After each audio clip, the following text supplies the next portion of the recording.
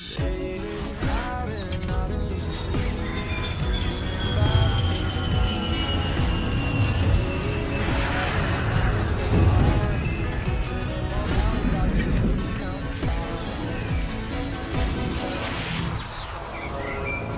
Everyone, welcome to the aviation career my YouTube channel. My name is Manjeet Roy and आज के video में बात करने वाले हैं अभी तक की जो लेटेस्ट अपडेट है डोमेस्टिक एयरलाइंस की, जो कि 28 मई की जो लेटेस्ट अपडेट है उसके बारे में बात करेंगे। उसको शेयर करूंगा आप लोगों से। उसके साथ साथ बात करेंगे कि इंटरनेशनल फ़्लाइट्स कब से स्टार्ट हो रही है।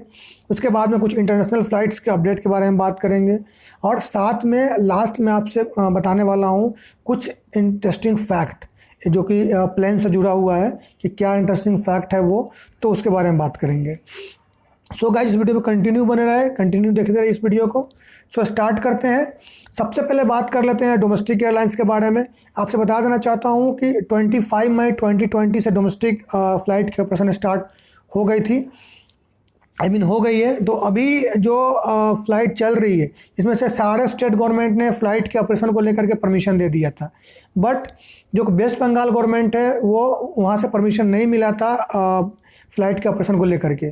तो आपसे बता देना चाहता हूँ कि अभी आज 28 मई है, आज से वेस्ट बंगाल गवर्नमेंट ने भी फ़्लाइट के ऑपरेशन को लेकर के डोमेस्टिक में परमिशन दे दिया है कि डोमेस्टिक में फ़्लाइट का ऑपरेशन वहाँ से भी स्टार्ट हो जाएगी। कोलकाता में जो नेताजी सुभाष चंद्र इंटरनेशनल एयरपोर्ट है तो वहाँ से फ़्लाइट के ऑपरेशन स्टार्ट हो जाएगी। बट उसके साथ साथ जो स्टेट गवर्नमेंट ने उसने कुछ टर्म एंड कंडीशन रखा है कि ओनली एवरी डे 20 फ़्लाइट की ऑपरेशन होगी कोलकाता एयरपोर्ट से।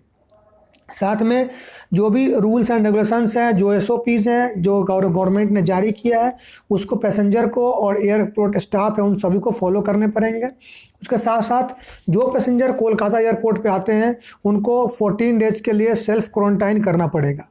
तो ये स्टेट गवर्नमेंट की तरफ से जो नोटिस जारी किया गया है। अब बात कर लेते हैं कुछ पैसेंजर का कमेंट आया था, मतलब जो हमारा कुछ सब्सक्राइबर है उनका कमेंट आया था कि सर फ़्लाइट की ऑपरेशन तो स्टार्ट हो गई है, बट अभी क्या है कि अभी फ़्लाइट की जो फेयर है कॉस्ट बहुत ज़्यादा उनको देना पड़ रहा है।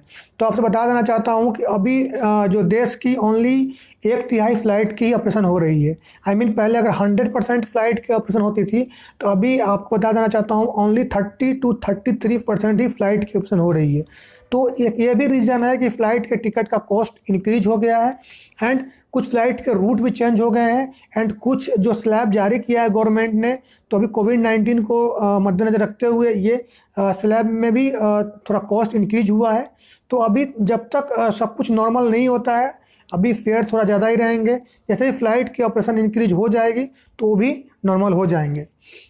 बट प्रॉब्लम ये आ रही है कि इसका जो इम्पैक्ट है वो डायरेक्टली पैसेंजर के पॉकेट पर देखने को मिलेगा, उनको ज़्यादा पैसे बियर करना पड़ेगा। और अब बात कर लेते हैं इंटरनेशनल फ़्लाइट्स को लेकर के। इंटरनेशनल फ़्लाइट्स के लिए जो न्यूज़ आ रहा है, आप बता देना चाहता हूँ कि लास्ट 2 डेज से इसके ऊपर मीटिंग चल रही है, जो कि Hardeep Singh Puri civil aviation minister है उनका, फिर ministry of aviation, director general of civil aviation.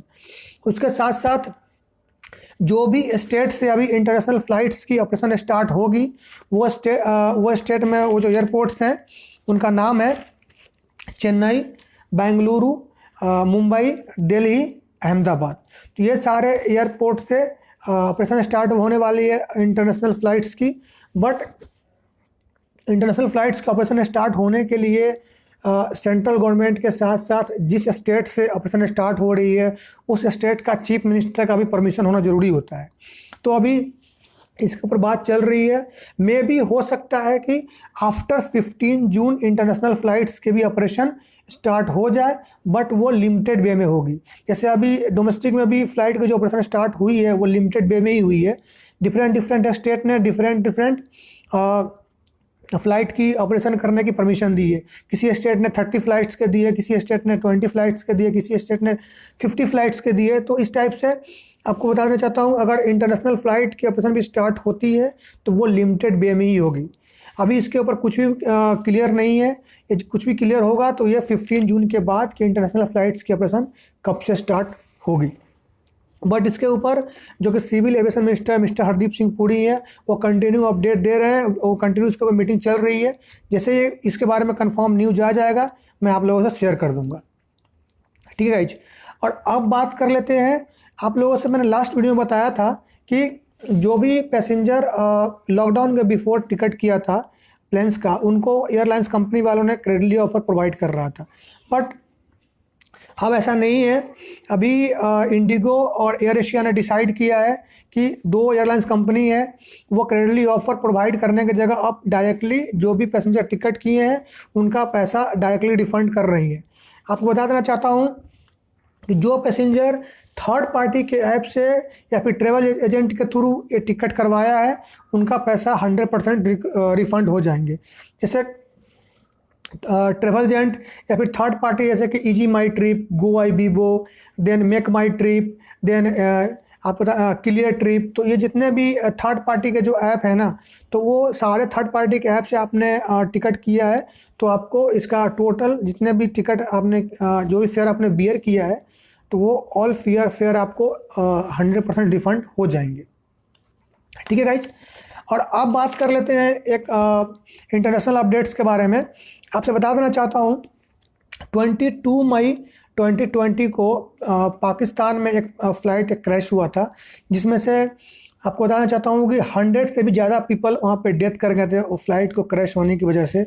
उसका मेन इशूज़ था टेक्निकल फॉल्ट होने की वजह से, और जो एयर ट्रैफिक सिग्नल है उसकी इशू आई थी, उसकी वजह से वो फ़्लाइट क्रैश हुआ था।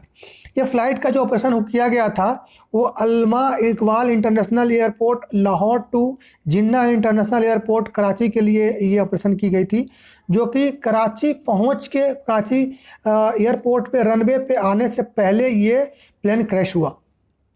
ठीक है, इसमें बहुत सारे लोग, आपको बता दिया हूँ कि 100 से ज़्यादा पीपल डेथ कर गए हैं और बहुत लोग ऐसे हैं जो अभी उनकी इलाज चल रही है, हॉस्पिटल में एडमिट है। ये फ़्लाइट के जो क्रैश होने की जो रिपोर्ट आई है अभी, उसके ऊपर फ़्लाइट डाटा रिकॉर्डर की जांच स्टार्ट हो गई है, मतलब इन्वेस्टिगेशन स्टार्ट हो गई है, ताकि नेक्स्ट आने वाले दिन में फ्यूचर में कभी भी इस टाइप की इंसिडेंट ना हो, उसको लेकर के इन्वेस्टिगेशन स्टार्ट कर दी गई है। ठीक है गाइज, और अब बात कर लेते हैं आज के इंटरेस्टिंग फैक्ट के बारे में कि आज का इंटरेस्टिंग फैक्ट क्या है। क्या आप लोगों को मालूम है कि जो प्लेन्स होते हैं वो कभी भी रिवर्स डायरेक्शन में मूव नहीं करते हैं? इसका क्या रीज़न है बता सकते हैं? तो इसका ये रीज़न है कि why planes can not move in reverse direction. तो इसका मेन रीज़न आप लोगों ने कभी सोचा होगा या नहीं सोचा, मैं बता देता हूँ आप लोगों से। प्लेन कभी भी रिवर्स डायरेक्शन में मूव इसलिए नहीं करता है, देखिए फर्स्ट ऑफ ऑल आपको क्लियर कर देना चाहता हूँ, सिंगल एक होते हैं एयरक्राफ्ट, ठीक है, जो कि पहले आते थे बॉम्बार्डियर एयरक्राफ्ट, 215 एयरक्राफ्ट, और अभी जो लेटेस्ट मॉडल जो आ रहे हैं वो एयरबसेस आ रहे हैं। एयरक्राफ्ट जो होते हैं जो छोटे एयरक्राफ्ट होते हैं जिसमें बहुत कम पैसेंजर के, जो बहुत ही कम कैपेसिटी की उसमें इंजन लगी होती है और बहुत ही कम पैसेंजर 80 to 85 90 पैसेंजर की बैठने की सीट होती है। बट जो एयरक्राफ्ट होते हैं, जो एयर बसेस होते हैं वो सिंगल इंजन एयर बसेस और डबल इंजन एयर बसेस होते हैं। आप पीछे आपको फोटो में दिख रहा होगा जैसे कि ये सिंगल इंजन एयर बसेस हैं और इधर में डबल इंजन एयर बसेस हैं। जो सिंगल एयर इंजन बसेस होते हैं उसका फ्यूल कुछ कम, जो फ्यूल कंजम्पशन कम होती है, बट जो डबल इंजन एयर बसेस होते हैं उसमें फ्यूल कंजम्पशन बहुत ही ज़्यादा होती है। ज़्यादातर double engine air buses international destination को तय करने के लिए, उसकी दूरी को, इंटरनेशनल जो डेस्टिनेशन है उसके लिए उसको ऑपरेट किया जाता है। जो डबल इंजन वाले जो एयरप्लेन्स होते हैं, जो एयर बसेस होते हैं, वो बोइंग 737 एंड बोइंग 747 होते हैं, और जो सिंगल इंजन वाले जो एयर बसेस होते हैं वो ये 320 होते हैं।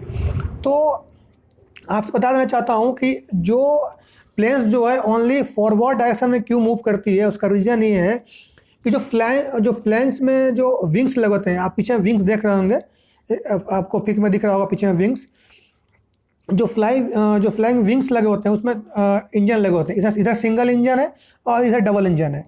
तो जैसे ही आपको बताना चाहता हूँ, जैसे ही फ्लाइट स्टार्ट होती है, मतलब जैसे ही फ्लाइट की इंजन स्टार्ट होती है तो उसमें क्या होता है, इंजन में ट्रस्ट जनरेट होता है, ठीक है। तो ट्रस्ट जनरेट होने की वजह से वो जो ट्रस्ट जनरेट होती है ओनली वो फॉरवर्ड डायरेक्शन में ही उसका एनर्जी मतलब वो मूव करती है। उसका जो एनर्जी का जो प्रेशर है ओनली फॉरवर्ड डायरेक्शन में ही मूव करती है। तो due to this reason always जो प्लेन्स होते हैं वो ओनली ऑलवेज फॉरवर्ड डायरेक्शन में ही मूव करते हैं, रिवर्स डायरेक्शन में मूव नहीं करते हैं, क्योंकि जो ट्रस्ट जनरेट होता है वो ट्रस्ट कभी भी रिवर्स डायरेक्शन में जनरेट नहीं होता है। ऑलवेज प्लेन के इंजन से जो ट्रस्ट जनरेट होते हैं वो ऑलवेज फॉरवर्ड डायरेक्शन में ही जनरेट होते हैं। तो यही मेन रीज़न है कि प्लेन्स ऑलवेज फॉरवर्ड डायरेक्शन में ही मूव करती हैं। अगर प्लेन्स अगर रिवर्स डायरेक्शन में अगर कहीं जनरेट हो गया ट्रस्ट, तो प्लेन्स क्रैश होने की डर होती है, और प्लेन्स अगर रिवर्स डायरेक्शन में अगर ट्रस्ट जनरेट होगा तो प्लेन्स बीच से ही ब्रेक हो जाएगा, ठीक है। तो इसका यही रीज़न है कि ऑलवेज उसका थ्रस्ट उसके इंजन से जो थ्रस्ट जनरेट होती है ऑलवेज फॉरवर्ड डायरेक्शन में जनरेट होती है। तो ये कुछ आज के इंटरेस्टिंग फैक्ट हैं। मैं आपके लिए ऐसे ही हर वीडियो में मैंने सोचा है कि आप लोगों के लिए एवरी वीडियो में एक एक इंटरेस्टिंग फैक्ट लेके आते रहूँगा और आप लोगों से शेयर करते रहूँगा। अगर आपको मेरा वीडियो अच्छा लगा हो, आपको थोड़ा सा भी पसंद आया हो, तो वीडियो को ज़रूर लाइक कर दीजिए।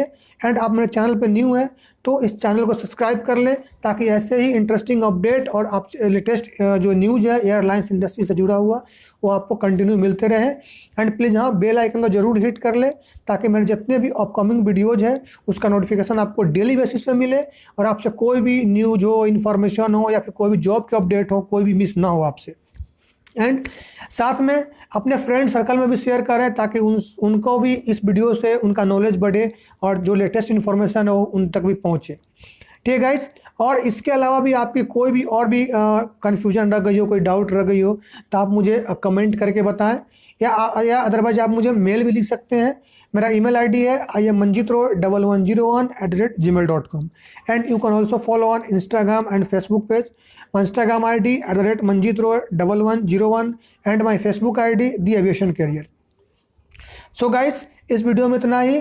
फिर मिलते हैं आपको न्यू इंटरेस्टिंग अपडेट लेके आऊँगा, उस वीडियो में आपसे मिलेंगे। तो इस वीडियो में इतना ही। अपना बहुत बहुत ख्याल रखें। Thank you so much. Have a nice day.